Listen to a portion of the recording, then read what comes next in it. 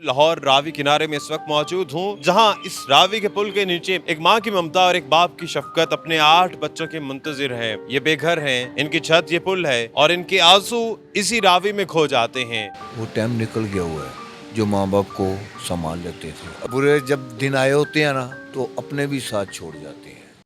Urdu point की videos देखने के लिए हमारा चैनल सब्सक्राइब कीजिए और बेल के आइकन पर क्लिक कीजिए ताकि आप हमारी तमाम आने वाली वीडियोस से बाखबर रह सकें। अस्सलाम वालेकुम, आप देख रहे हैं उर्दू पॉइंट। मेरा नाम दानिश हुसैन। लाहौर रावी किनारे में इस वक्त मौजूद हूँ, जहाँ इस रावी के पुल के नीचे एक माँ की ममता और एक बाप की शफकत अपने 8 बच्चों के मुंतजिर है।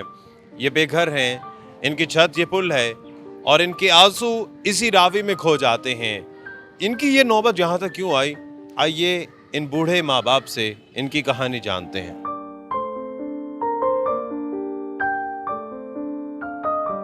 आप यहाँ कितने अरसे से यहीं पर मुकीम हैं? यहाँ पे मेरे को 2 साल हो गए हैं। क्या वजह बनी कि आप यहाँ पर रहने पर मजबूर हैं? बेटा, एक तो मैं किराया नहीं दे सकता, दूसरा मेरे जो बच्चे हैं वो इस लायक नहीं है कि वो मेरे को रख सकें, हम लोगों को खर्चा उठा सकें। हमने पाल दिया है, शादियाँ कर ली उन्होंने, वो अपनी अपनी बीवियों के पास है। तो सर, आपका वसीला रोजगार क्या था जब आप बिल्कुल ठीक ठाक तेरू बसे थे? क्या वसीला रोजगार था? उस वक्त बेटा मैं कारीगर था, वेल्डिंग का, गेट, जालियाँ, खिड़की, आटे की चक्कियाँ, मुंजी के शैलर, जोने की मशीनें, ये बनाता था। तो उसके बाद तो फिर खाना तो है ही, तो फिर किसी के आगे हाथ तो फैलाया नहीं जाता। तो इससे बेहतर है कि यहाँ पे आए हुए हैं, ये थोड़ी सी अपनी मजदूरी है, ये अपना हम कर लेते हैं। नौबत यहाँ तक कैसे आई जब आप वेल्डिंग वगैरह या इस तरह का काम कर रहे थे? ये टांग किस तरह से कटी? ये वक्त कैसे पलटा? ये बेटा वक्त ऐसे पलटा है कि शुगर थी मेरे को, उस ज़ख़म हुआ, उस ज़ख़म के साथ अंदर कीड़े बन गए, ख्याल ना किया। हॉस्पिटल जब गए हैं उन्होंने बोला जी ये टांग कट जाएगी, तो फिर ही है, ठीक है जी। आपकी बेगम भी आपके साथ ही होती है? हाँ जी, मेरे पास ही है, मेरे साथ ही रहती है, वो भी शुगर की मरीज़ है। आपके बच्चे क्या करते हैं? कितने बच्चे हैं आपके? 5 बेटी हैं, 3 बेटे हैं, जिनमें से सिर्फ एक बच्चे की शादी नहीं की हुई, बकाया सब अपने अपने घर पे हैं। जैसे वो कहते हैं कि बुरे जब दिन आए होते हैं ना, तो अपने भी साथ छोड़ जाते हैं, तो अपने भी साथ छोड़ दिए। ये जो टांग कटी मेरी, ये मेरे भाई ने, अल्लाह ताला उसको और हिम्मत दे, उसने मेरे ऊपर लगाया है। जो कुछ भी किया है मेरे बड़े भाई ने किया। इस ताफुन ज़दा इलाके में रहना, जैसे रावी के ब्रिज के नीचे आप रह रहे हैं, ये मुश्किल नहीं लगता आप? बेटा, मुश्किल तब होता कि हम लाहौर के ना होते। यहाँ पे जितने बच्चे हैं सब जानते हैं, 2 साल से यहाँ पे हैं, वैसे 24-25 साल हो गए हैं, तो पुल के नीचे 2 साल हो गए हैं, तो सभी जानते थे कि ये बाबा वेल्डिंग का काम करता है, अभी मजदूर हो गया है, तो ये लगा लिए। इसका मतलब है कि आपकी जब टांग कटी शुगर की वजह से, उसके बाद हालात यहाँ तक पहुँच गए। ये उसके बाद ही ये हालात। 8 बच्चों को आपने पाला है, मुश्किल तरीके से पाला है क्योंकि महदूद वसाइल हैं, या फिर वो खुश थे अपनी ज़िंदगी में? वो बेटा अल्लाह ताला की मेहरबानी है। उस वक्त मैं 2-3 हज़ार रुपया लेके आता था, ये बच्चों को रात को खिलाना। 5 बच्चियों की शादी की, 2 बेटों की। तो क्या बाकी जो आपके सर बच्चे हैं, चाहे वो बेटियां हैं बेटे, क्या वो अपने अपने घरों में रहते हैं प्रॉपर, या उनके भी हालात है ज़िंदगी कुछ नहीं ऐसी हैं? बेटा, सिर्फ एक बेटी है जिसके हालात जो हैं, वो जो आती है वालदा को संभालती है। दूसरे बच्चे जो हैं उनके अपने मकान है, सब कुछ उनका है, अपने ज़ाती हैं? ज़ाती है। तो उनको तो नहीं बोल सकता बेटा कि मेरे को रखो, जाके रहना है तो बेटा मैंने अपने पास से खर्चा करना है। अपने पास नहीं होगा, कोई दोतरी या पोतरी मांग लेती है, अबू पैसे दें, तो जेब में ना हो तो फिर कहाँ से देने हैं? जो उन्होंने खिदमत करनी है पैसों की वजह से, वो भी जाती है। तो इससे बेहतर है कि अपनी इज्जत बचाने के लिए मुझे ये समझ नहीं है कि अपनी औलाद से कैसे इज्जत बचानी होती है। औलाद तो मान होती है, इज्जत होता है, माँ बाप उनकी इज्जत होती है, रुतबा है। बेटा वो टाइम निकल गया है, वो टाइम निकल गया हुआ है जो माँ बाप को संभाल लेते थे। अभी ये 14वीं सदी जा रही है, नहीं संभालते। 100 में से एक होगा घर जो अपने माँ बाप को संभाल लेगा। नहीं तो हमने ज़्यादा यही देखा है कि माँ बाप बूढ़ा हो गया, उठा के फेंक दिया, जाओ भी अपना करो, अपना खाओ। क्या आपने कभी ऐसा किया था अपने माँ बाप के साथ? नहीं बेटा, अल्लाह का शुक्र है हमने वालिदैन के साथ तो नहीं ऐसा किया, पता नहीं ये हमारे नसीब में था, हम तो ये जानते हैं। उनकी खुद की औलादें हैं आपके बच्चों के, इनके पोते नवासे हैं? हाँ, सब कुछ है बेटा उनका, अल्लाह का फजल है। आगे से वो भी दादी हैं, नानी हैं। कभी सोचा था कि औलाद ऐसी निकलेगी? सोचा तो नहीं था, मगर ये मेरे नसीब में था बेटा, मैं और कुछ नहीं कह सकता। वालिद ने एक बात बोली थी कि बेटा चाहे बाप हो चाहे बेटा हो, मजदूरी जो है ना वो अपनी उससे लो। मैंने खुद अपने वालिद साहब की घर पेट्रोल पंप पे काम किया उनका, उन्होंने पहले मजदूरी दी कि बेटा ये कोई रिश्तेदारी नहीं है, जेब में पैसा है तो बेटा भाई भी हैं, बहनें भी हैं, औलाद भी है।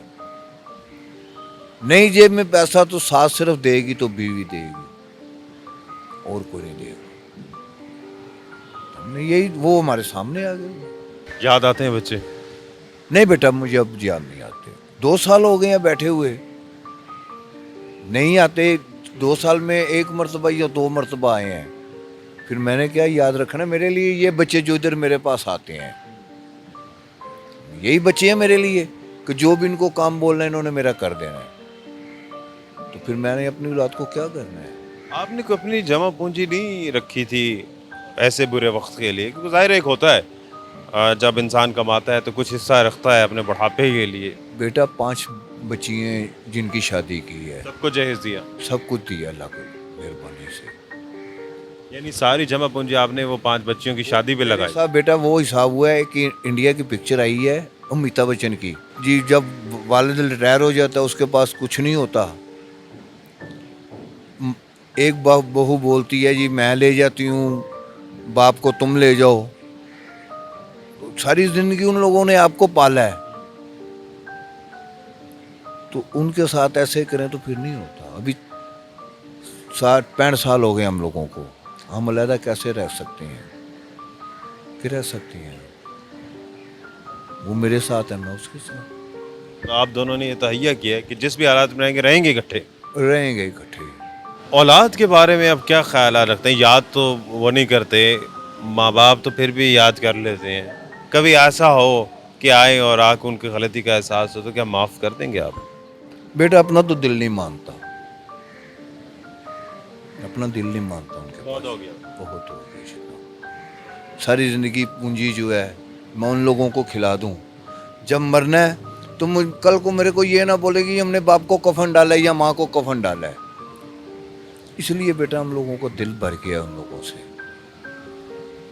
कफन दफन जो हमने जो अपना खुद इंतज़ाम किया है, हो सकता है कि हम मरने से पहले अपने कुल भी करवा जाएं, साता भी करवा जाएं, ये ना कोई बोले कि यार ये मर गया है हम लोगों ने करवाया है।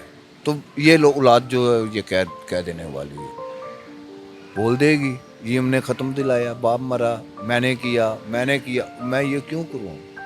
तो इससे बेहतर है कि बेटा हम लोग बैठे हुए हैं, अल्लाह उनका भला करे, जो मदद करते हैं उनका भी भला, बच्चों का भी अल्लाह भला करे।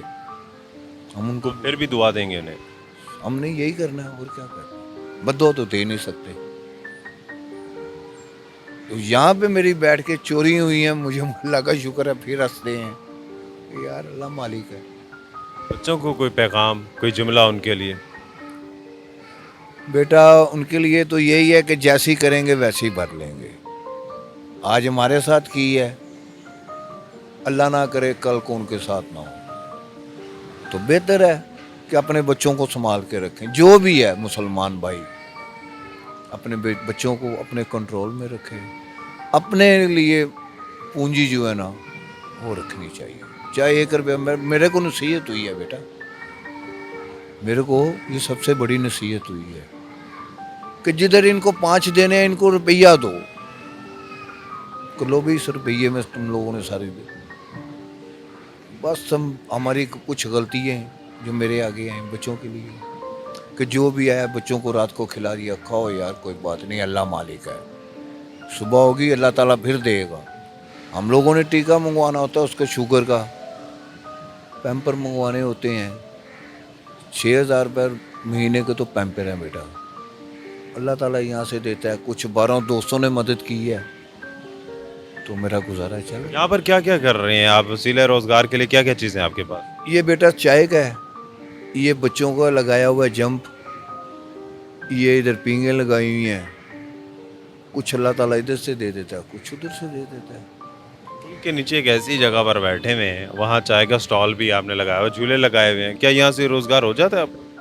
बस रात को खाना मिल जाता है अल्लाह ताला जो है ना मुझे जो है ना खाना खिला के सोता है, ये नहीं करता कि भूखा सोए, खाने के लिए मेरे को रात को दे देता है।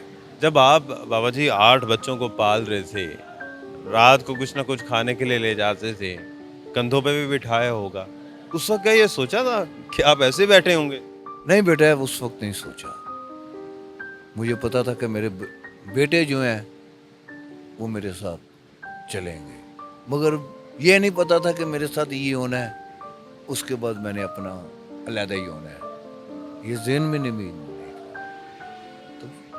तो हमारी किस्मत में है, कोई ये किसी का दोष नहीं है। बहुत शुक्रिया बाबा जी, अल्लाह ताला आपके लिए आसानियाँ पैदा करें। ख़वातीन और हज़रात, ये बाबा जी जिन्होंने छोटे से घर में 8 बच्चों को पाला है, लेकिन 8 बच्चे मिल के भी अपने माँ बाप को आज पाल कह सकते हैं, उनका हाल भी पूछने कभी कभी आते हैं और हुज्जत तमाम करते हैं।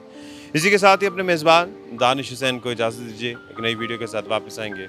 अल्लाह ने के बाद।